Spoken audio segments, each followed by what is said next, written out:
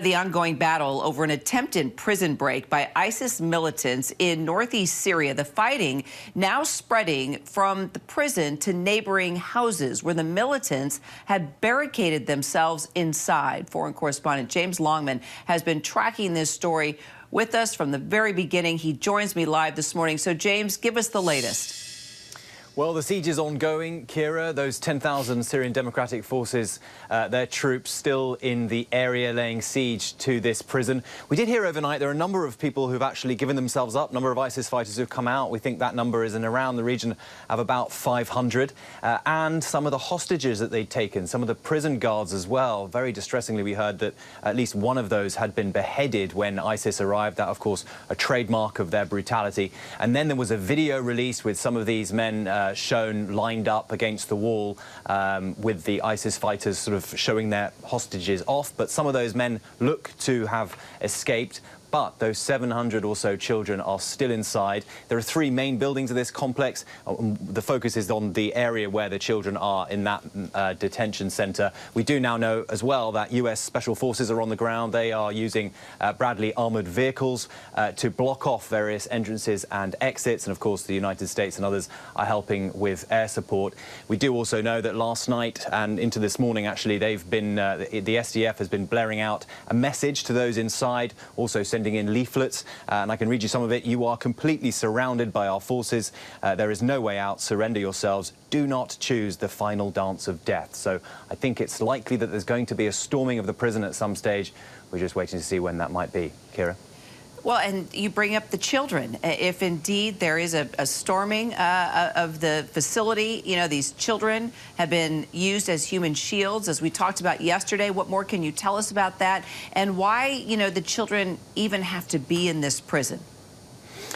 Well, these are some of the children who were recruited as the cubs of the caliphate. You might remember when ISIS was at its zenith, they released these propaganda videos of them recruiting young children, some as young as 12, to be ISIS fighters.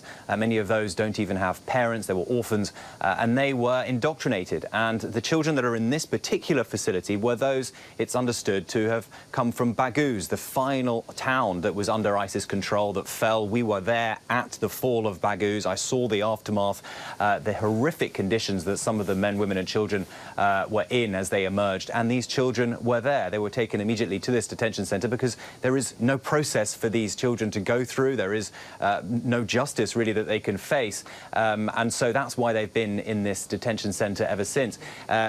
Save the Children has actually released a statement saying they've heard video recordings, voice recordings from inside this prison from some of the children, very distressed, saying other children have died in this assault. But again, it's so hard for anybody to really verify any of these claims. But obviously a horrific situation for any child to be in. Kira? No doubt. And James, we do have someone from Save the Children with us, actually, after we're talking with you. So I will ask about this and, of course, direct those specific questions. Now, this isn't the first incident involving an ISIS escape. Again, you told us about this yesterday.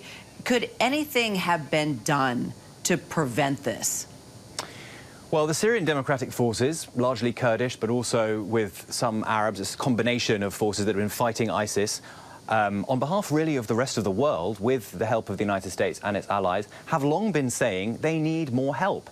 Now, there is an issue here. Legally, the United States is not really able to build facilities in northeastern Syria. There's probably not really that much desire on the part of the US administration to do that anyway, because if you think about where this is, it's just north of where Bashar al-Assad's regime is situated, just south of Turkey. They have been coming in, Turkish-backed militia operate in the area, and of course the Russians are patrolling as well. So the idea that the United States would invest all this money, energy and time in an area like this is perhaps not likely. But at the same time, the SDF is saying, well, what are we supposed to do with all these people? Actually, some of these prisons are converted schools. They do not look secure. We went to these prisons.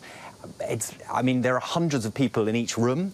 It's not like they have various different jail cells. And so it's just not a tenable situation, Kira. James Longman, sure appreciate your insight. Hi, everyone. George Stephanopoulos here. Thanks for checking out the ABC News YouTube channel. If you'd like to get more videos, show highlights, and watch live event coverage, click on the right over here to subscribe to our channel. And don't forget to download the ABC News app for breaking news alerts. Thanks for watching.